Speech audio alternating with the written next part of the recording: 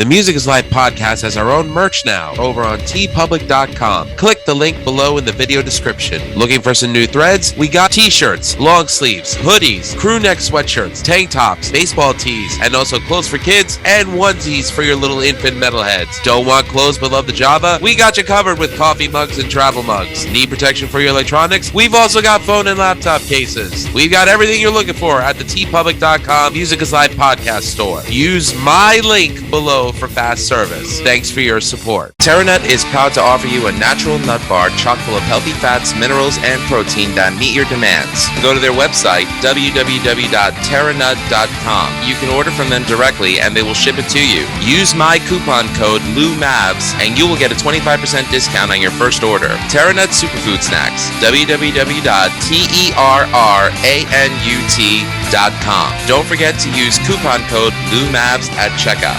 Fuel your life. Looking for some new podcasts to listen to? Well, look no further than the Rat's Eye Review Network. Rat's Eye Review is taking over the podcast world with plenty of shows to choose from within their network of entertaining programming, including the flagship show, Rat's Eye Review, with Wayne Noon, Greg Noggle, and Lou Mavs, as well as occasional co-hosts Manny Mejias and James Lilquist. We also have the official Rat's Eye Review spin-offs, such as Album vs. Album, Screams from the Grave, where we discuss beloved yet forgotten hard rock and metal albums of the past, and a King Diamond podcast called This Broadcast Belongs to Them. We've also got Old Man Metal's Musings, The Right Opinion with Harrison Bergeron, Beyond Bushido, a podcast dedicated to pro wrestling and MMA with James Lilquist and Eric Adams. No relation to the guy from Manowar or the mayor of New York City. The Vieira Vault with Ralph Vieira. Schmack-a-magob! Schmack-a-magob to you too, Ralph. The Timo Tolkki podcast featuring Stradivarius and Avalon founding member Timo Tolkki. The BS Sessions with Mark and Jerry. Just the Cheese Please, a podcast dedicated to cheesy films of the 1980s with Tara J and Adam. The Friday Night Party with the great Harry Barnett and Evie. And the Music is Life podcast with Lou Mavs. The Rat's Eye Review Network is your go-to one-stop shop for the best podcasts out there today. Go to ratseyeReview.com for more info. And to find out where you can find, follow, subscribe, and comment on YouTube, Facebook, Instagram, TikTok, Twitter, and all streaming platforms. The Rat's Eye Review Network. We're taking over. Ladies and gentlemen, how do? We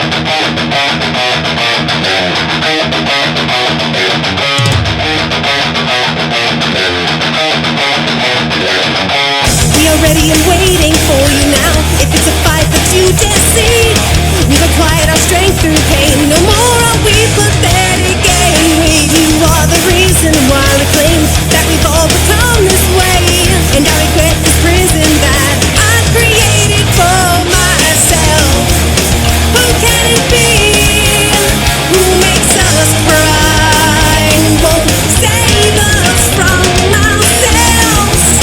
I close my eyes and then I pray that revenge can be as sweet as it sounds. We are the rebels that force from your hate as you play out. Someone to fight with you, to argue to, or make them up, yeah. My heart still beats, my eyes still cry, and I can't forgive you for this.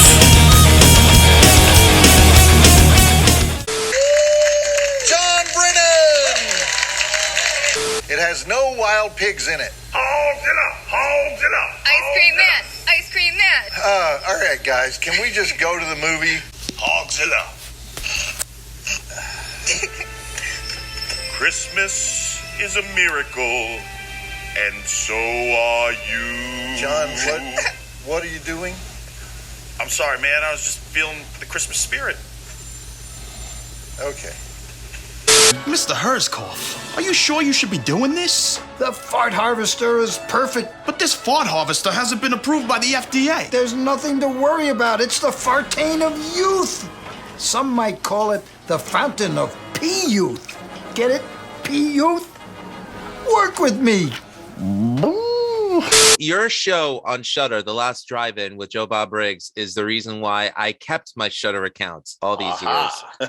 I admit I really wasn't a fan of Monster Vision growing up because the kind of horror that I loved growing up was not on the major networks. Maybe USA Up All Night had a couple of them. First exposure to Troma My brothers saw Toxic Avenger in the theaters. It actually came to the UA Astoria Theater. I think it's a Duane Reade or a Walgreens on the corner of 30th and Steinway. But before then, it was a movie theater, and Toxic Avenger was in that theater. Wow. When it came out on VHS and they were able to rent it from our local mom and pop store, the first thing I remember was the scene where when Skippy's about to get his head crushed. My brothers are like, okay, pause the tape, get Louis out of here, because I think I was 7 or 8 at the time. I didn't get to watch it until it was on USA Up All Night years later when I was like 12. And my parents were out, so I was like, I get to watch Toxic Avenger. They killed the kid on a bike.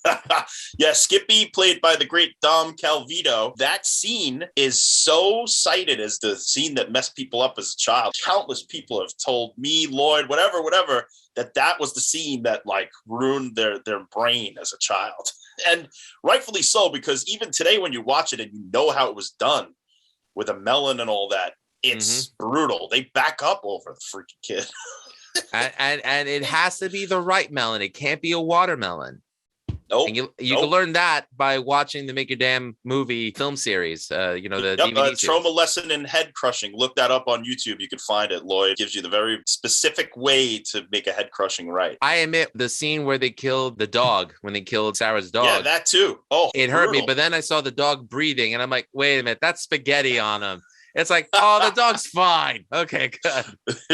Lloyd also said that of all the things that they ever did in Troma movies, that the most hate mail that they ever got, or maybe the only hate mail, I forgot which one, but he said it was the dog. When they shot the dog, people didn't like that. But the dog was still breathing. You could tell that Patrick Fitzpatrick, I think that's his name, he didn't really shoot the dog. And the dog, that was a good slide the dog did, by the way. The dog loved it. They just like slid it across the floor. It was having fun. Yeah, dogs love that. I have a Shih Tzu. When I slide him across the floor, he runs back and gets in position. He's like, do it again, do it again. Yeah, so, of course. And I'm an animal lover, and I believe in animal welfare, so I would never hurt an animal. But no, dogs like to slide. They do. Mm-hmm. Seeing the dog actually breathing after it was killed, it's like, it's fine. Yeah.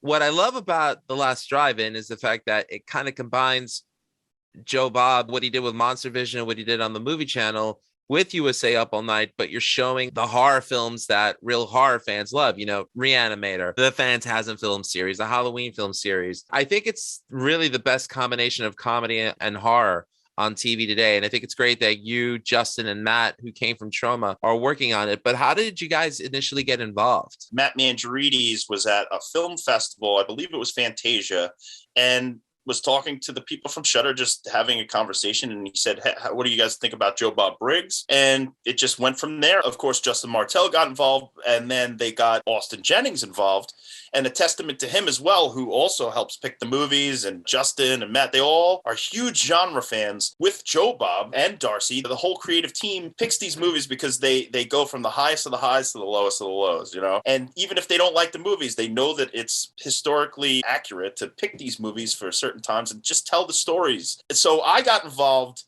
after they were, kind of putting things together and they got a little bit of development money. There was original budget and it got slashed from like a real budget to basically like $30,000 or something like that. And that was supposed to be development money. But God bless, Justin, Matt, Austin, and Joe Bob. They said, we're going to make the thing for 30 grand. Forget it. Let's just do it. Justin and Matt come from the Troma system. They said, we could do this. So they did. That first marathon was shot in a shoebox in New Jersey.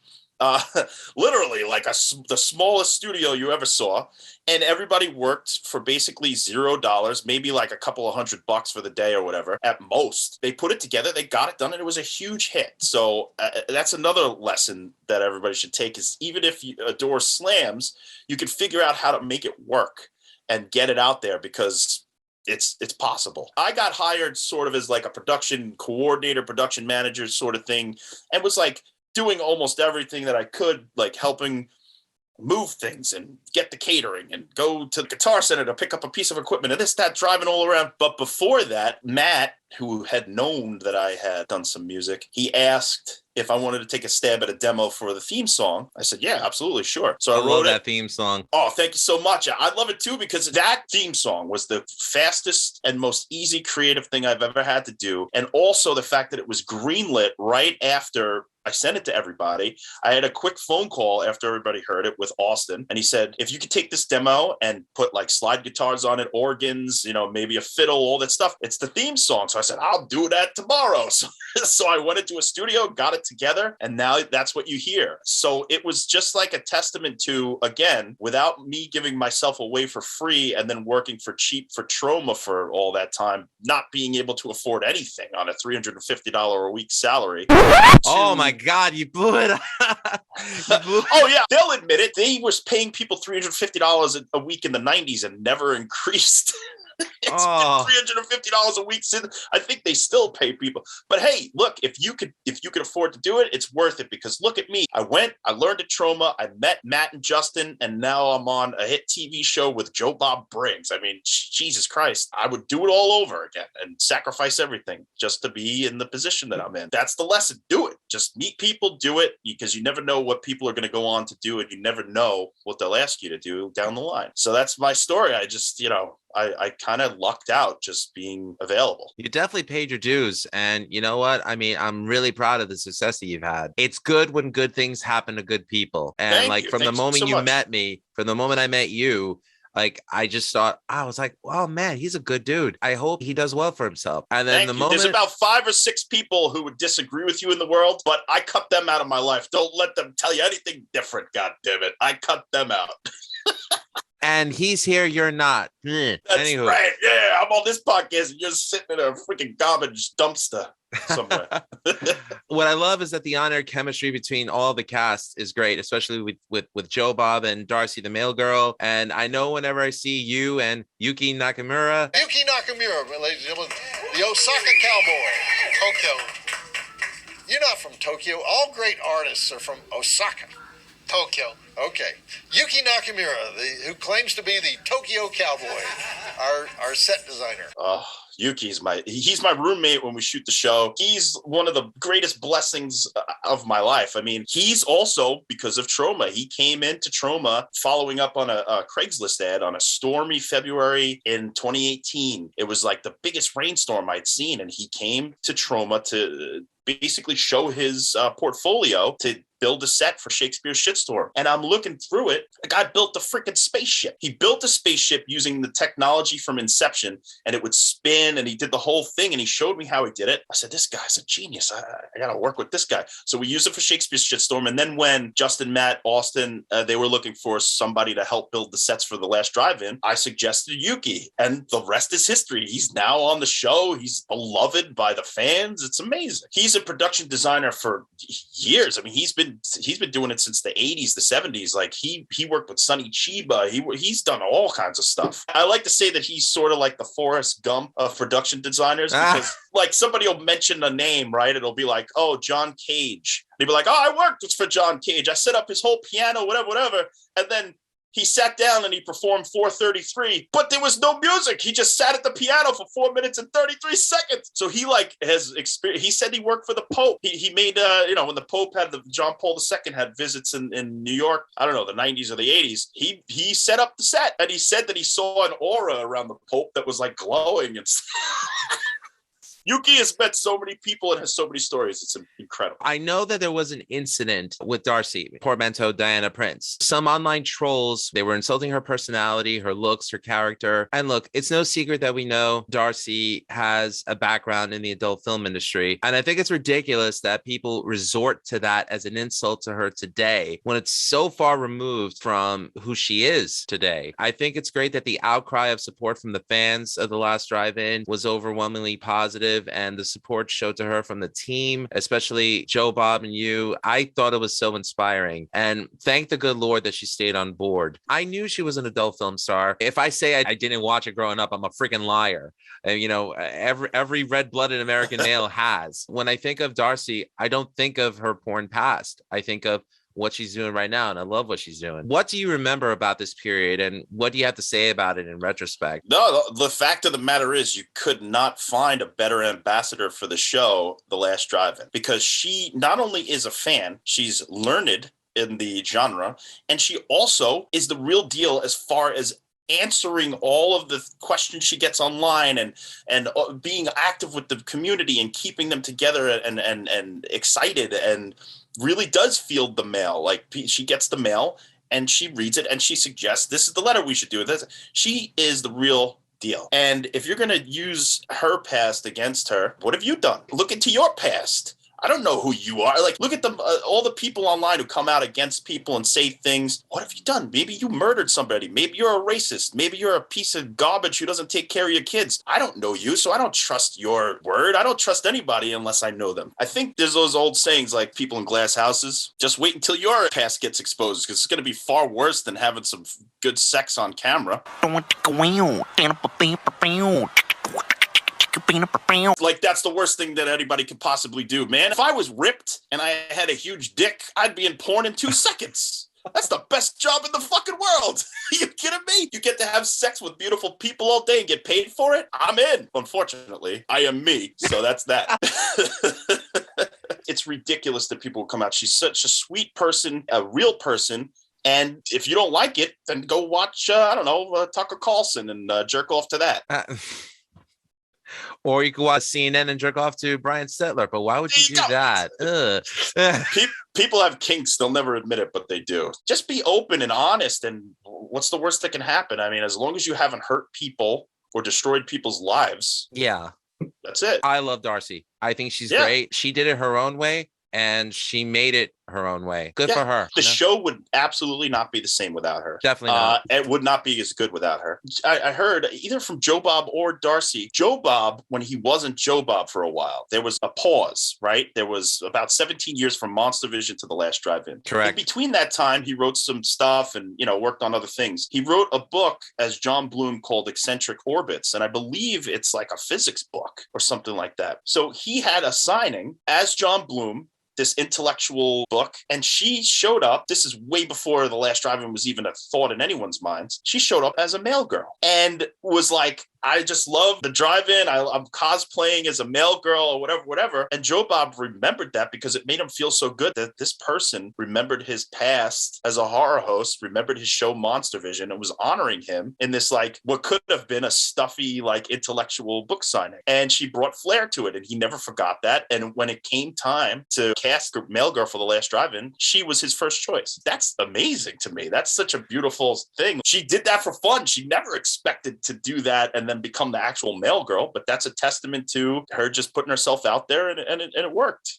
I think the chemistry between everyone on the show, on camera and behind the scenes, it's awesome. I'll take that over any sitcom over the last 10 years. We're all fans. First and foremost, if I was not involved with this show or watching behind the scenes or any of that stuff, I would be watching on Fridays as a fan. Yeah. If I had no relation to it. So I think that shines through with everyone behind the scenes. I mean, everyone from the top to the bottom, to the middle, to the left, to the right. We're all fans of Joe Bob. We all believe in what he's doing. We think he's a genius. And he is. He's a one-take wonder. That guy spews that information out all in one go. There's no cuts. There's no nothing. I think I saw him take back maybe 3 times in the 4 seasons that we've done. It's just an incredible feat to watch. So we're all fans.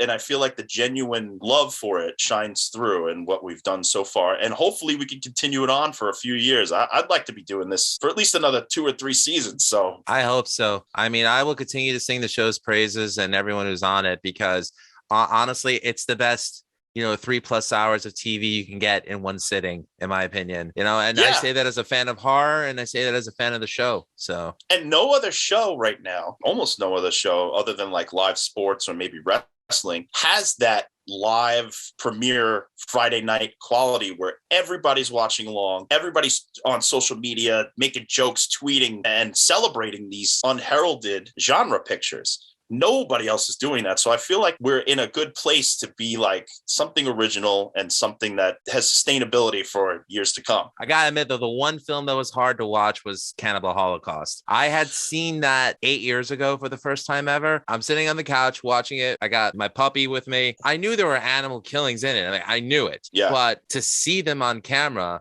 when they spear the Cotamundi and I'm holding my puppy, I'm like, no one's ever gonna do that to you, boy. No one's ever gonna do that to you. It's like I'm freaking out as I'm watching this. The scream it let out. Yeah, I saw that many years ago and I had vowed never to watch it again. And then when we did it, I said, yeah, let's try it out. And I did. And I think the second time I was much more comfortable with it because I saw the true value in it as far as its place in time. And I understand that the animal killings are horrible and this and that, but it happens.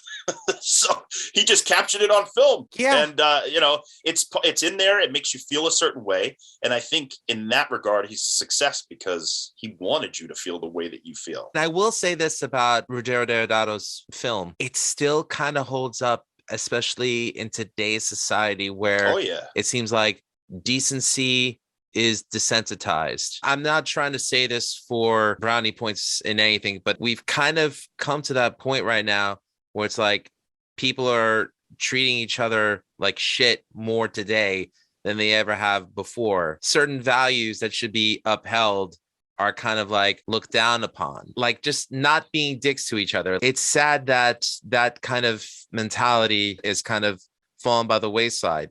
And I hate to admit it, but a film like Cannibal Holocaust kind of shows where society's kind of at today. Politics has become pro wrestling. Discourse has become, what'd you say about my mama? You know, I'll kill you. And you do. We eat the pig and then together we burn. It's sad. Evil is eternal. There will be evil. There was evil at the dawn of man. There will be evil at the end of man. It's within us, and we have to confront it in certain ways so that we could suppress it. That's what I truly believe. And that's what I think that a lot of things with horror is. It's like working it out psychologically, how we deal with these huge issues like evil. Evil! Indeed. Any one of us could do at any moment. I mean, if somebody on the subway pisses you off, you have the capability, you or I have the capability to destroy someone if it's really like happy, if we have to. But also, we've done horrible things to people. Haven't we? No, you know what I mean? Like, no, I'm no saint. I've done stuff I regretted. I even think the saints aren't saints. Like, okay, they did great things, but I'm sure that they fucked around and did something stupid, and forgive them. But you're right. Saul of Tarsus, he was sainted, but he killed a shit ton of people. So yeah. This is the thing. I'll be cool with everybody as long as they're not an asshole. If you're an asshole, go away. I don't need you in my fucking life. If you're cool, if you could chill, if you could reason, let's do it. I don't even care if you insult me. Just don't be a fucking asshole.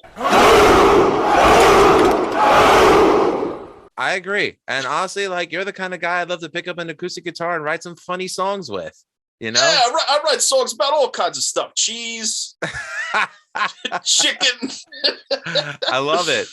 Jam. We'll make a song about pancakes. Oh my god! I just found gluten-free pancakes because one of my family members has celiac disease. So I'm looking forward to trying that out. So far, everything I've tried that's gluten-free, it's not bad. It tastes pretty good. I can't believe I'm promoting gluten-free food on the podcast right now. Oh, woe to me. This is what happens when the interview turns into like a conversation between two people who just get along. Yeah, exactly. I'm not making apologies for it. Fuck you if you don't like it.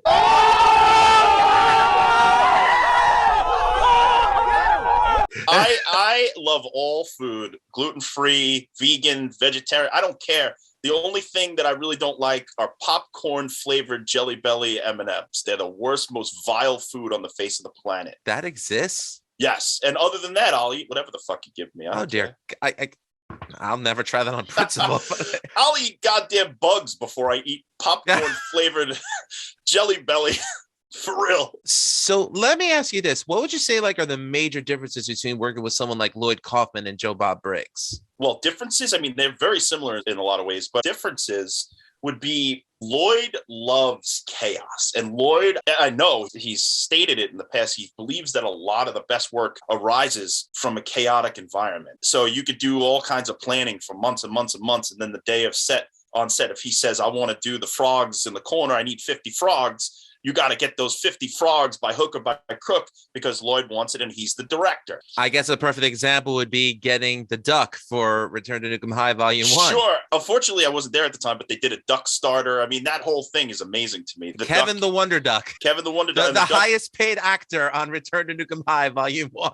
And they needed 2 ducks because the ducks can't be alone. They need a companion, so it had to be. It was a whole thing. I love that. I remember reading that. On the other side with Joe Bob, I believe he likes prep and and planning, and he likes to know what things going to be. And while he is spontaneous, all of that is mostly pre-thought out, pre-planned, pre-written, and then he goes on the rant. So I feel like he's more of a structured person. Not that Lloyd isn't structured. I mean, of course, Lloyd, he writes for a whole multiple years before he ever does a project, but I feel like he's more into chaos creates great art, and Joe Bob's more of like sort of a structured situation. But as far as their similarities, I mean, look at these two guys who used a sort of a niche market or a niche genre and rose in the ranks to become these legends. And they're so learned about film. I mean, Lloyd, I had the last conversation with him. He's telling me all these Fritz Lang movies to watch, and how he met Leni Riefenstahl. And Lloyd is a movie nut. And I love talking to him about old films and stuff like that. And not everybody knows that about Lloyd. He's a historian in a way. And similarly with Joe Bob, I mean, that guy knows every exploitation movie ever made and has an opinion on them all. And he loves a lot of them. So it's like those guys are really similar tastes as far as movie watching and movie consumption. I can't help but compare Lloyd Kaufman to another one of my favorite New York directors, and that's Mel Brooks. Because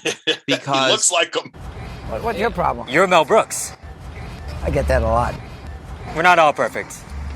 Both original in terms of their output and in terms of bringing their visions to life. And when I say that I compare them, that's not an insult. How could you be insulted? I think Mel Brooks wouldn't even be insulted. I mean, Lloyd is he's an original, you know, and Mel Brooks is an original as well. I could truly say that I love almost everything that they've ever done. For me, hands down, Toxic Avenger will always be my favorite Troma film because of what it meant to me growing up. Especially as a kid who kind of didn't fit in with anybody or anything, and having that film to relate to it was great. Class of Nuke 'Em High, I'll always love that film. And I'm happy to say that one of the first interviews that I ever did outside of college before I started the podcast, I got to interview the actor who played Bozo and Pete, Gary Schneider. Oh, cool. And he was so awesome. You know, he answered all my questions. No, I'm very grateful that I had that time with him. You know, my first traumatic interview experience. That was pretty cool. I mean, I love what Joe Bob and what Lloyd are doing. Who is a filmmaker that you would love the opportunity to work with, though? Ooh, that's a tall order. Living or Dead? Are we talking fantasy here or reality? Well, I would hope living so you don't get eaten. Okay. All right. So living filmmakers, you know, I would love to be on a Quentin Tarantino set and just see what it's like, how he gets the performances, what he does, only because he's like such a fan of movies. And I'm interested to know how he translates those things on set. I mean, I'm sure he does a lot of in prep, showing the movies, this, that, the other thing. But I'd just like to be on set to see him. He is the filmmaker that influenced, I feel like, my generation the most, because when I was in college, every motherfucker was making two hitmen talk about eating pussy, and then they kill their girlfriend by accident, and then they have to bury the body. Like, everybody was like doing the Quentin Tarantino hitman thing. Everybody. So he had such a huge influence on my generation that I'd like to see how he actually works. Who else I would love to be on a Spielberg set. That's wow, you know. Really? Oh yeah, because that's the highest you can go in Hollywood, in my opinion, at this time, is Steven Spielberg, because he has the gravitas of all the things he's done in the past. Even though I don't agree with the fact that he remade West Side Story, I think he could be using his talents for other things that are not remakes. I would love to see one of those humongous sets. I remember a story, I think it was Ed Burns told on the set of Saving Private Ryan, that he missed the catch of a grenade or something happened, and Spielberg walked up to him. He goes, you know, you just cost us $100,000. You mind catching it next time? You know, so when the stakes are that high, I would love to see how people handle that sort of pressure and things like that. Yeah. One of my favorite films that probably came out in the last decade was Drive from Nicholas Winding Refn, and yes, he's very good. Absolutely love what he does. Yeah.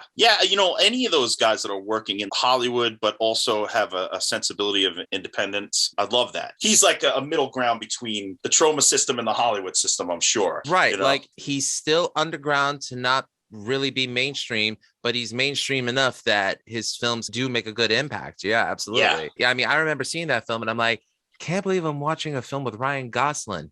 But then I didn't think of him as Ryan Gosling. I just saw them as the driver. And I was like, wow, he really kind of dug into that role. A great film. And I recommend it to anyone who hasn't seen it. If you haven't seen it, what's wrong with you? As far as Tarantino is concerned, I mean, I didn't get to see his last film with Leonardo DiCaprio and Brad Pitt, but the Kill Bill films, Death Proof, Inglourious Bastards, Django Unchained, and Hateful Eight, loved all those movies. But the one film that I keep going back to is still Reservoir Dogs. Yeah, it's great. He hasn't really had a stumble except for parts of Death Proof, in my opinion. See, other than that, I love Death Proof the more I watch it. Oh, I love it. Don't get me wrong. It's still better than 90% of the garbage out there today. But I feel like he leaned too far into like, okay, these girls are friends. And like those exploitation movies, he Tarantino'd up an exploitation movie. And I feel like he had such an interesting concept that he could have gone further into Stuntman Mike and all that stuff and what makes him tick, instead of giving us a 15-minute lunch scene with them talking about some shit that I don't even remember, you know. It's like, I could see that. But I mean, to this day, the film of his that I still have the hardest time watching is Jackie Brown. I can't sit through it. I don't know I why. love Jackie Brown. It's Jackie Brown it's a meditation. That's the kind of movie that I like let wash over me. You know, I don't have any expectations. I just let it happen. And then at the end, it's almost like a fever dream. It's like, oh shit. You remember it. Yeah. You know, I completely respect the fact that people out there like it. You know, I'll try to give it another chance. It's just, it's hard for me. I don't know. Maybe it's because I'm just used to a certain filmmaking process. But then again, you know, we had Tara and Adam from Just a Cheese Please on Ratsai Review, and we did a film from 1993 called Motorama. I don't know if you ever heard of it. No. But it was written by the guy who wrote After Hours. I think it was that film. Oh, okay. Sure. And it was just so weird. But it had so many cameos. Like you had Flea from the Red Hot Chili Peppers. You had Meatloaf. You had Mary Warrenov in it. You had Jack Nance in it. You had John Deal in it. Michael J. Pollard and Garrett Morris were in it, and all the cameos. But I'm watching this film and I'm like, what the fuck am I watching this hour and a half film? I'm gonna check that out for sure. It's on Amazon Prime. You know, God bless you for watching it. Oh, so you're not recommending it? I'm not recommending it. I'm not recommending it. Okay, I'm just saying, enter at your own risk. Abandon faith, all ye who enter here. That's what I'm saying. Well, my movie watching this year, I've decided that hopefully all, if not the majority, will be movies from pre-1980, only because there are so many classics I know I haven't seen. And it's just, there's something about modern movies now. It's like, I feel like give them 5 years to ripen. You know, so I've gone back, and this whole month I've been watching crazy shit like fucking William Castle movies and Ray Harryhausen movies and just things that I know of, and I may have seen parts of their filmography, but I want to complete those filmographies because I need to know what's going on, because that's the language of cinema. And I feel like the problem with a lot of today's and I'm not saying all, I just feel like some of these modern movies, it's more about the people wanting to be famous and get a cash grab than actually trying to make a lasting piece of art. Yeah. So I agree with you. And I'm not saying all. I'm definitely not saying all. I mean, there's great. I mean, I thought the last Spider-Man movie was fucking awesome and a piece of art, you know.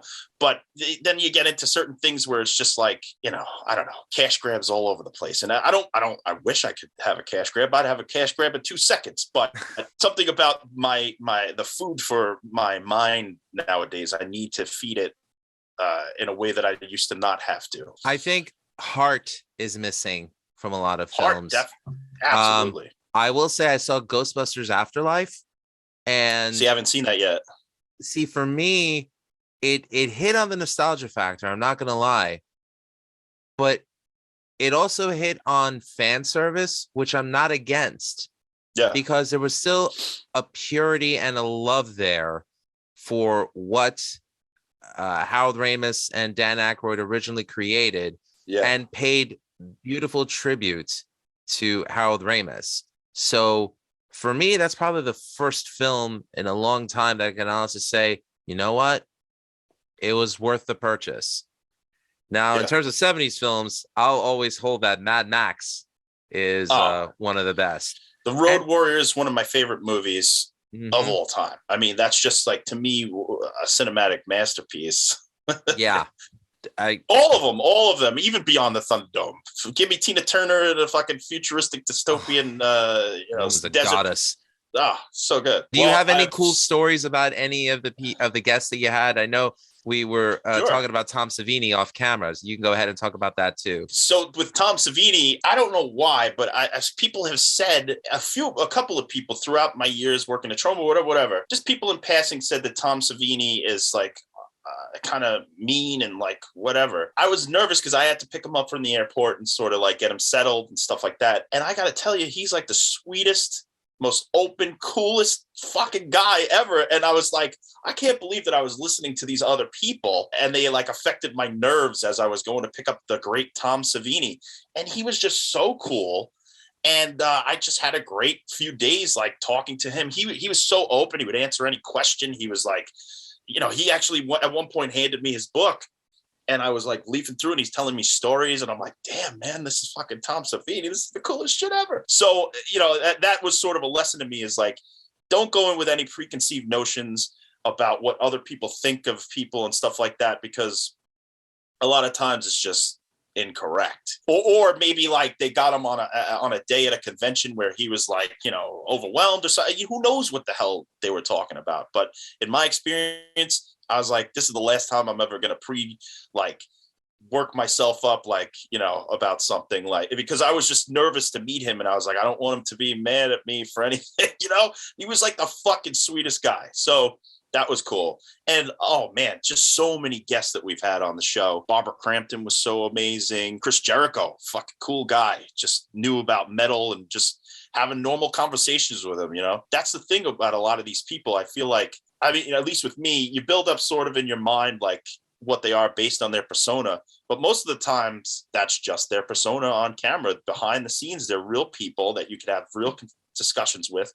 And they don't want to be a douchebag to anybody. They want to have a normal time, do their work and get it over with. And, that's the way I've started to think about the guests, as far as just like, I don't force myself upon them. They don't have to force themselves upon me. But when the meetings of the mind happen, it's beautiful. In Jericho's defense, him being a pro wrestler, I know he's used to how to generate heat from the audience. Oh, yeah. Sometimes, though, that audience, they fail to realize when the work ends and when the real person begins. I can understand, like, if he's having a meal with his family or whatever, and someone comes in and goes, "Hey, Jericho, you're a dick." It's like, You know what? You deserve to get clocked in the face for that. If you walk up to somebody when they're eating a meal, you're the fucking moron. You just leave them alone. Let me get them on the way out or something. Yeah. But don't walk up to them while they're eating with their family. What's your problem? Like, don't you know how to respect other humans? One of the most positive experiences I've ever had. I was working in the city. I was actually working for ASCAP, which is right across the street from the Lincoln Center building. And I had just bought concert tickets. I think it was for Iron Maiden at the Garden at Tower Records. Beautiful. And I was walking back, and who do I see walking the opposite way from me? It's Robin Williams. And wow. I said, "Mr. Williams?" And he said, "Yes," just like in his Robin Williams voice. And I said, "Sir, I just wanted to say I absolutely love the work that you do, and I wish you all the best with your career." And he said, "Thank you so much." And he extended his hand, shook it, and I said, "Have a good day, sir." He said, "Thank you, you as well." I got to fucking shake Robin Williams's hand. Yeah, that's it. And you don't need to go into any further detail. You let him know he's meaningful to you, and that's enough. That's enough. Exactly. I didn't want to bother him. I just wanted to say, dude, I love what you've done. Thank you. Yeah. And usually when I meet celebrities that I'm not working with or whatever, and I want to say something, it's that simple. It's like, thank you for your work. It's very meaningful to me. Have a great life. It's like, keep doing what you do. It's that simple. And that's the best way in my opinion, to do it. Yeah. And if we're fortunate to strike up a conversation, hey, great. Hey, y'all, even more, better than. But if it doesn't happen, you shouldn't then go around saying, "No, he snubbed me." Who are you? Who are you? He's going to meet Billy Crystal down the block for drinks. You think that you're important? That's Billy Crystal he's going to meet. What films would you like to see covered on the last drive-in that you haven't done yet? This will never happen, but my ultimate double feature would be Phantom of the Paradise with Paul Williams as the guest, and then Rocky Horror Picture Show. That would be my ultimate Last Drive-In double feature. That would be awesome. It's both music-based. They're both incredible films. And Paul Williams, speaking of ASCAP, he's the president, right, at this time. I think that would be a perfect double feature. It'll never happen, though, but it would be perfect. Do you have any volumes of your music that are available? And if so, where can people find them? At Bad Techno, I'm on Twitter and Instagram. And there I have my link tree up, and it has a link to all my stuff, like my music, my everything. So in there, I have separate sections, one's for the Last Drive-In, and then one's from my solo stuff, which is not related to the Last Drive-In. So you can find it anywhere on Spotify, iTunes, all that stuff. So if you want, the easiest way to find it is to go to either at Bad Techno on Instagram or Twitter and press my link tree, and it has everything there. Other than that, you can search for John Brennan and the Big Feet, but I don't know about Google Analytics these days. I don't know what they're doing to suppress John Brennan and the Big Feet. I don't want to know. So I don't want to insult Google Analytics, but I want to, but I'm not. Yeah, but anyway. Who knows? Hey, we might be the top search, but my name, John Brennan, is so common that I have to. Did you know you were a Civil War general, by the way, John? I was a Civil War general. I was also the head of the CIA for a while. That's John O. Brennan. You don't look a day above 35. You really don't. Good job. Good job. I really appreciate that. He was the head of the. I always say this. This is the dumbest joke of all time, but he was the head of the CIA, the Central Intelligence Agency, and I'm the head of the CIA, the Cookie Institute of America. Cookie! I love it. So, that's how you can discern between the two of us. The newest film that you've worked on, #Shakespeare Shitstorm, which is Troma's send-up of The Tempest, is getting its New York City premiere at the Museum of the Moving Image in Astoria, Queens in April of 2022. I can't tell you how excited I am for this. I want to purchase a ticket as soon as tickets become available. I do want to show up. I would love to get an opportunity to cover it for the Music is Live podcast, but I mostly want to support Troma and purchase a ticket. I don't want it for free. Please take this time to discuss the film, the production, the New York City premiere, and any other city that it's playing at, and what specific day it's going to be premiering in Queens. Please take this time. We filmed this movie way back in 2018. Of course, not predicted, and then it took about a year of post-production, and without predicting the pandemic, it sort of stopped us on a theatrical run, of course. We had an online premiere at the Fantasia Film Festival, which was amazing. Great response. This has some of the best reviews in Troma history. If you go to shakespeareshitstorm.com, there's a bunch of portals, and you could go to praise, and you'll see how many people are saying that this is Lloyd's magnum opus. I mean, some people talked a little crap, but their mental capacity was old man yells at cloud, and that's just not great criticism for a film. It's got a great response. So finally, now that things are sort of lightening up and movie theaters are back open, we have Museum of Moving Image, which is playing us on April 8th. That's in Astoria, Queens. And in tandem with that, we're opening up at the Cinema Village in Manhattan for a week-long engagement. Every night, I believe at like 11 p.m., we'll have a screening of Shakespeare Shitstorm. And then on top of that, we're ready to break. We're ready to break all out to the world. So if you know a theater that wants to play us, this is our break. So we're ready. And Lloyd's ready to do, appearances and all sorts of stuff. He's ready to get out of the house after this long, cold pandemic. But part of this movie that was beautiful is Lloyd and Troma have been making movies up in Buffalo for over a decade. Since Citizen Toxie, I believe. Right. So they were very comfortable up there. Buffalo was great to them. In fact, Buffalo now is a hub for independent film, and Troma helped spark that. But we were interested at the time to bring Troma back to New York proper, so we didn't have to go stay in hotels and on floors the whole time, although some people still did sleep on floors for this movie, but totally it was under their own choices to sleep on the floor. But yeah, we filmed the bulk of this movie in Astoria, Queens, where we're going to have the Museum of the Moving Image. That's my hometown, so much respect for that. And then on top of that, we did parts in Brooklyn, we did parts in New York City proper, Coney Island. But this is really interesting because Justin Martell, who is one of the producers of The Last Drive-In, produced this movie with me, and he got parts of the movie filmed in Albania. We're the first American production to ever shoot a major motion picture in Albania. We would not have been able to do the things that we did here, what we were able to do there. I mean, they gave us a Coast Guard boat, and it looks like a battleship. And they also created these CGI whales that are photorealistic that are jumping over the boat and shitting all over it. Yeah, I saw that in the trailer. I was like, oh my God. Oh, that's nothing. I mean, there's a reason it's called #Shakespeare Shitstorm. Let's put it that way. It's shitting on Big Pharma. So there's a good reason for it. So that's the thing is like Lloyd has always wanted to make The Tempest, but he said he was never old enough. He wanted to be old enough to play Prospero himself. So now he's old enough to play essentially what he says is like a magician whose magic is sort of failing. It's like in tandem with his life now where he's like, close to ready to retire and sort of things like that. Mm-hmm. So he felt like he had something to say with this. And I believe he said it. And he said it in a major way. And he has stated that if this is his last movie, he's completely happy with that. It's sort of a summation of his career. I'm so excited. It's essentially a spiritual sequel to Romeo and Juliet, which is my favorite Troma movie. Parting is such sweet sorrow. Totally sucks. It's just a dream come true to get to be a part of it. I can't wait to see it with a crowd.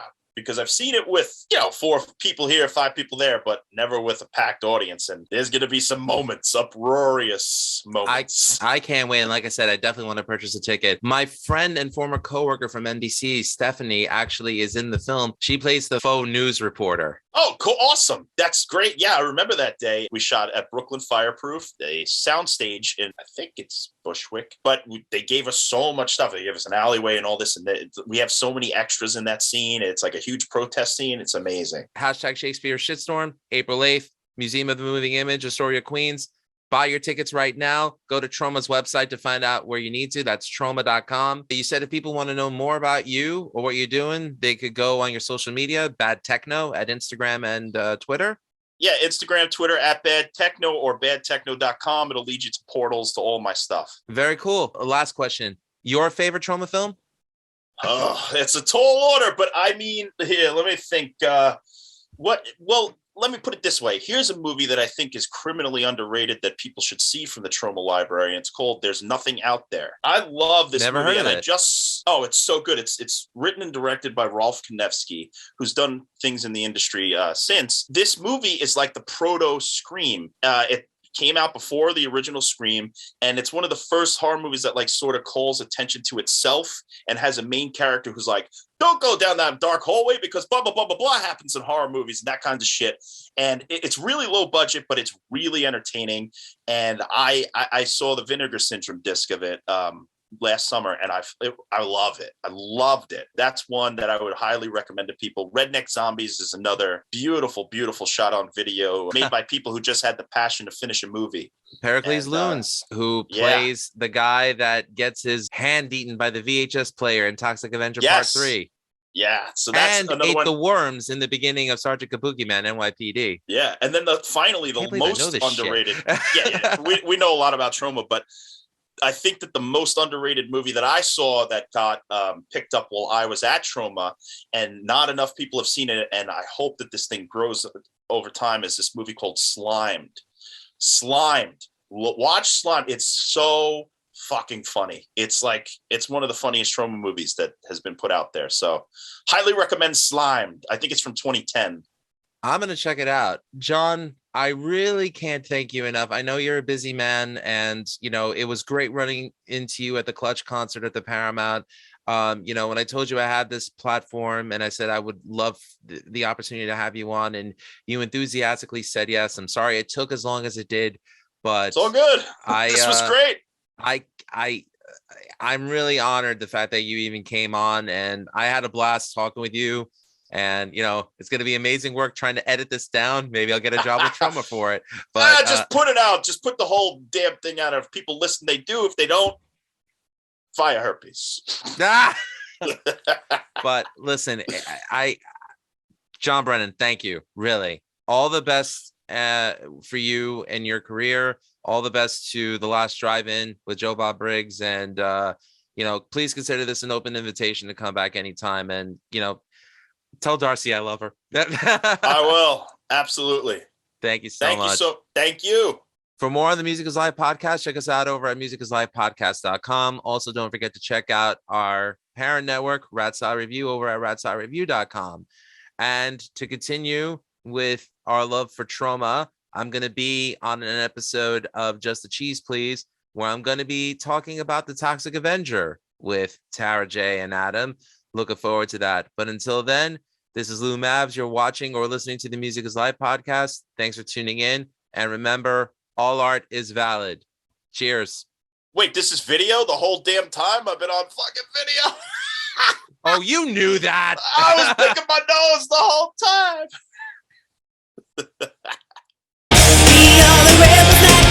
From your hate as you plan, someone to fight with you and argue to or make the you. My heart still bleeds, my eyes still cry, and I can't forgive you for